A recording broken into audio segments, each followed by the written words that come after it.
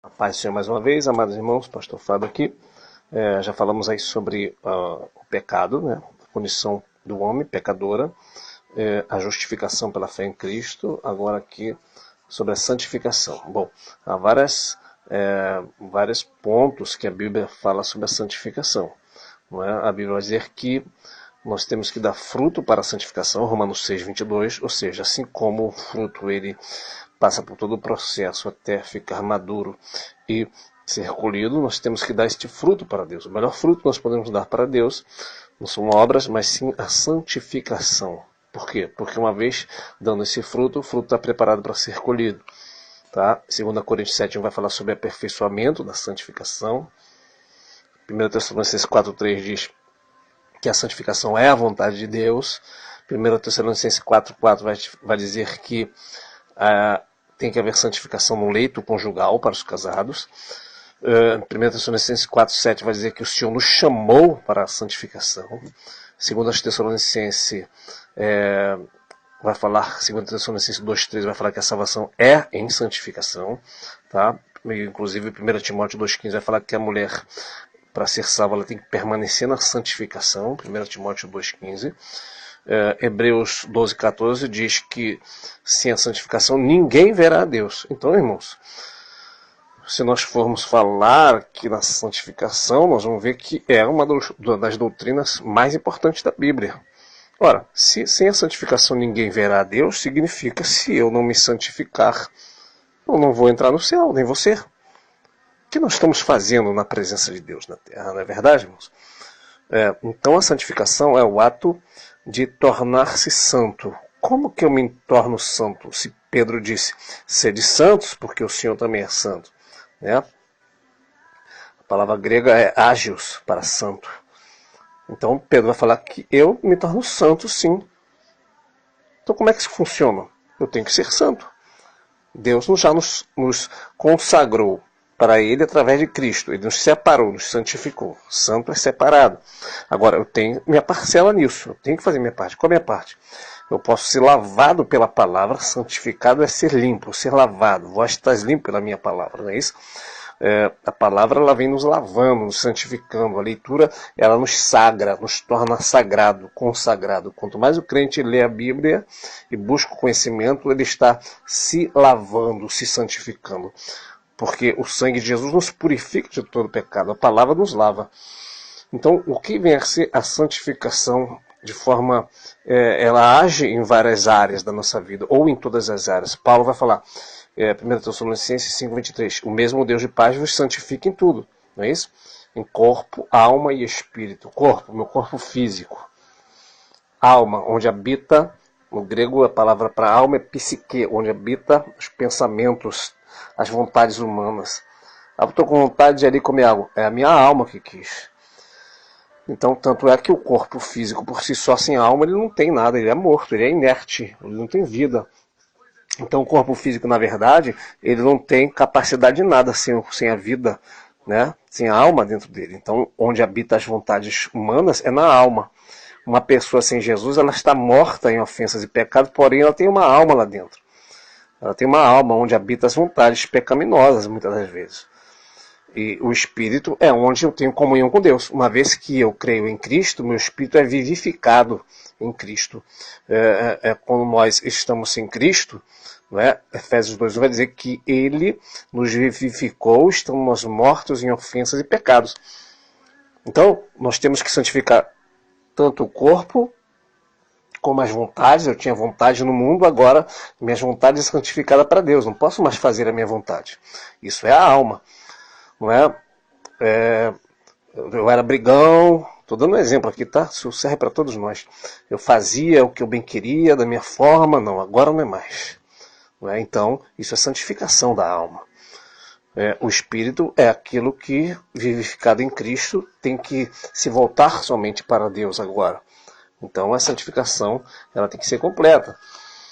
Então, sem a santificação, ninguém verá Deus. A santificação é a separação de tudo que é profano, tudo aquilo que é mundano, tudo aquilo que é pecaminoso, tudo aquilo que contamina a alma. Jesus vai dizer que aquilo que entra na boca do homem, entra no seu estômago, é lançado fora depois. Não é isso?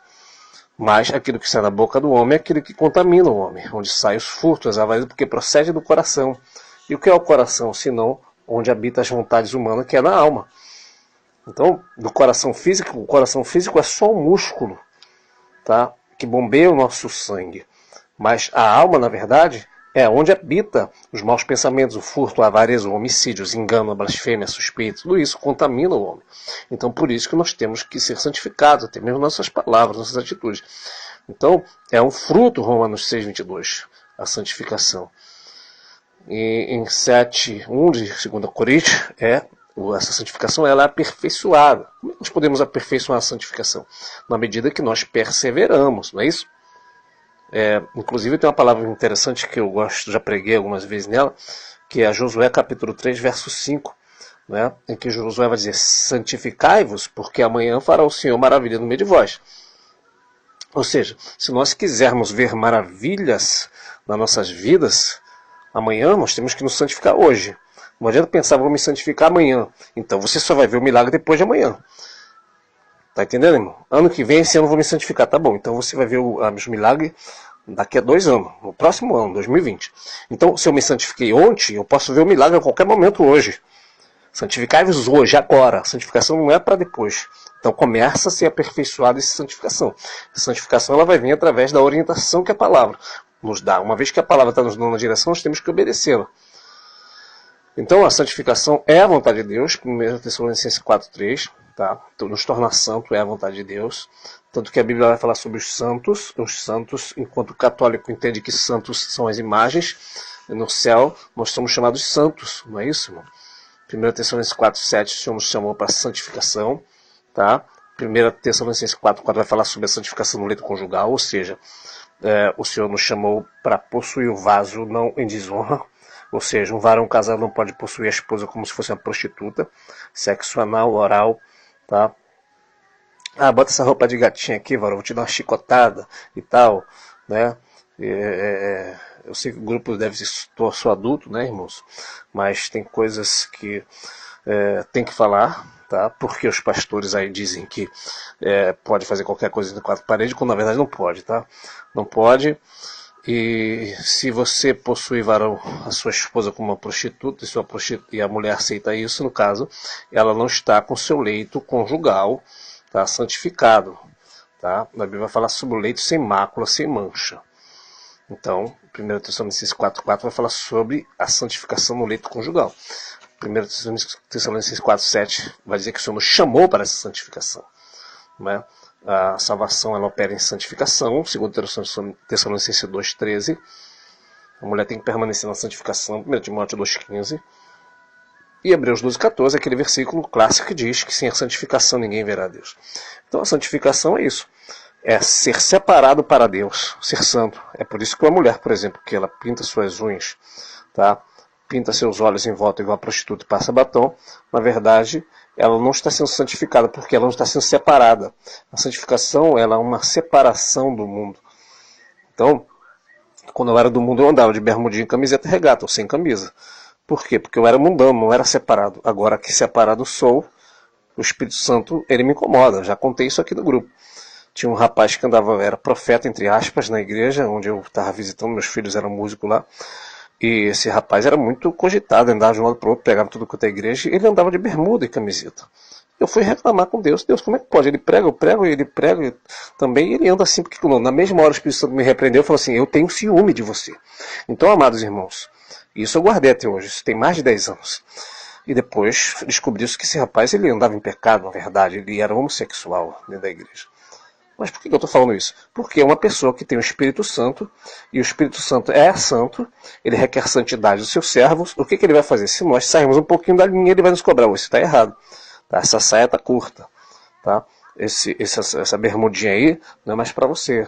Sem camisa não, varão. Então o crente não anda sem camisa, porque o Espírito Santo vai cobrar dele. A não ser que ele não esteja com comunhão plena com o Espírito Santo. Então uma vez que você tem o Espírito Santo vai te cobrar. Se você estiver errado, cobrar no sentido que eu digo, irmãos, é no sentido de nos conduzir. Ele vai mostrar para a gente o que está certo e o que está errado. Tá? E é tremendo como nós damos ouvido ao Espírito Santo. Eu fui para a igreja, irmãos, eu já postei foto aí, o cabelo estava lá no meio das costas. Eu era roqueiro. Quando eu fui para a igreja, ninguém falou para me cortar, não. Eu amarrava no rabo de cavalo e ia para a igreja, só que aquilo começou a me incomodar. Aí depois eu fui na palavra e vi que é desonra para o varão ter o cabelo grande. Então eu fui lá e cortei. O que significa isso, irmão? Santificação ela vem através da obediência à palavra. E por aí vai. Então se você vem na palavra e a palavra está te condenando, a palavra é um prumo, é uma régua que mede, é um espelho para nós. Nós temos que olhar para a palavra e falar assim, opa, eu estou fora disso. Isso aqui eu não estou enquadrado nisso. Então você tem que se consertar. Não é a Bíblia que tem que se adequar a nós, é nós que temos que se adequar à Bíblia. Então a santificação faz parte de um processo. Tanto que a Bíblia vai dizer, seguir a paz com todos e a santificação, sem a qual ninguém verá Deus. Então a ideia de seguir é um processo longo e duradouro. Pode durar uma vida inteira. Enquanto a salvação é um ato, nós cremos em Cristo, a salvação é na hora. Né? Se você crê em Cristo hoje morrer na mesma hora, um minuto depois, você é salvo, porque a salvação é um ato, não é um processo que nós temos que se fazer merecedores. Não é? Só que, porém, a salvação, a santificação é um processo duradouro, que nós temos que ser gradativamente, não é? Submisso à voz da palavra e do Espírito Santo para alcançarmos a santificação, sem a qual ninguém verá a Deus, não há acepção. Enquanto uma pessoa que morre numa hora para outra, como aquele malfeitor na cruz, ele é salvo na hora, sem precisar da santificação, tá? Nós que estamos vivos, estamos ouvindo a palavra, a Bíblia vai dizer que aquele que mais é dado, mais será cobrado. Então, aumenta-se as nossas responsabilidades. E também, por outro lado, é para sermos instrumentos eficazes nas mãos do Senhor. Eclesiastes vai dizer que se o machado estiver cego, aquele que usa o machado tem que usar mais força. O que significa isso? Nós somos esse instrumento. Se esse instrumento que somos nós estiver cego, não estiver afiado, nós vamos ter que fazer um grande esforço. Porém, se estiver afiado, não é, ele vai ser com mais facilidade usado. Nós podemos estar santificados e ser espada, machado, instrumento na mão de Deus de forma afiada e eficaz naquilo que fazemos para o Senhor, ou menos eficazes mediante também a nossa santificação. É igual também a questão de que uma pessoa é usada por Deus, um determinado dom, seja da palavra, da profecia, da revelação, e alguém vai dizer assim, puxa, aquela pessoa parece que tem mais do Espírito Santo. Não, ninguém tem mais do Espírito Santo do que o outro, porque Deus não dá o Espírito dele por medida. A questão é que tem servos mais consagrados e mais dedicados do que o outro. Um se consagra, se dedica na oração, na leitura, separa tempos para se dedicar para Deus. Já o outro não, o outro só vai, no único momento que ele pega na Bíblia é aquele momento que ele vai na igreja. Então esse crente não tem santificação. A santificação é um processo, então um processo duradouro. Pode demorar muitos anos. E esse processo ele está em andamento quando nós estamos vivendo esta vida de oração, de leitura da palavra. Então a santificação é uma separação. Assim como no passado, tudo que era do tabernáculo era santo, não se podia, inclusive Deus já fala isso para Jeremias, né? Se tu voltares, estarás diante de mim, se deixares de misturar o santo com o profano, serás como a minha boca, diz o Senhor.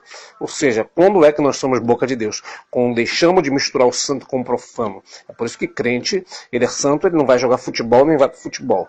É por isso que crente, ele está, não é, num lugar onde, por exemplo, eu gosto, irmão, de estar no meio da família, né, de conversar, de estar ali. Mas se me chamarem, pode ser minha família, eles podem chamar. Toda semana tem uma festa diferente, um churrasco, alguma coisa. Mas se tiver funk tocando, samba, pode ser quem for, eu não fico. Por quê? Porque o nosso ouvido não é para ouvir isso. E você vai ouvir, se você estiver num lugar, na rua, aqui mesmo na rua onde eu moro, tem que ouvir. Mas se você estiver num lugar como se estivesse gostando, aquilo não te incomoda, tem alguma coisa errada. Então o crente, ele é santificado, separado para Deus. Então ele tem que selecionar as coisas que ele vai ver, a roupa que ele vai vestir, o que ele vai ouvir, não é? Ele não vai ver filmes mundanos, e por aí vai. Então santificação é tudo que faz parte da separação dele, né, da santidade, né, das coisas da vida dele. Tem profissões que não combinam com o crente. Eu mesmo era tatuador, tive que largar, porque minha mão não é para isso, não é, irmãos? Então o crente é santo. Então, sobre a vida conjugal, a mesma coisa. Não é? Em Romanos vai dizer que a decadência do homem, através da sua queda, devido ao seu pecado original em Adão, ela vem caindo gradativamente, caindo cada vez mais, e essa criatura chegou num ponto em que o homem mudou o uso natural. Né? Ele mudou o uso natural, cometendo torpeza, varão com varão. Então, o que vem a ser o uso natural? né? A boca das varoas e dos varões são para adorar, são para se alimentar, para louvar a Deus, não é para praticar sexo oral. Então isso é mudar o curso natural das coisas. Então isso é santificação. O membro do homem vai no da esposa e tudo bem. Agora, atrás já é para fazer as necessidades. Então ele muda o uso natural, é pecado isso aí. Tá? Então esse pecado mancha as vestes espiritual, esse crente entristece o Espírito Santo sai dessa pessoa, e uma vez a pessoa sem o Espírito Santo, não tem como ela entrar no céu, não tem como o Espírito Santo convencê-la do pecado, do justiça e do juízo. Ah, mas o pastor famoso falou que pode. Aí se o pastor famoso for para o inferno, você vai também. Então nós temos que rever isso. Então vamos continuar depois aqui sobre a santificação. Deixa eu parar o áudio aqui para não ficar muito comprido. Amém? Paz do Senhor a todos, Deus abençoe.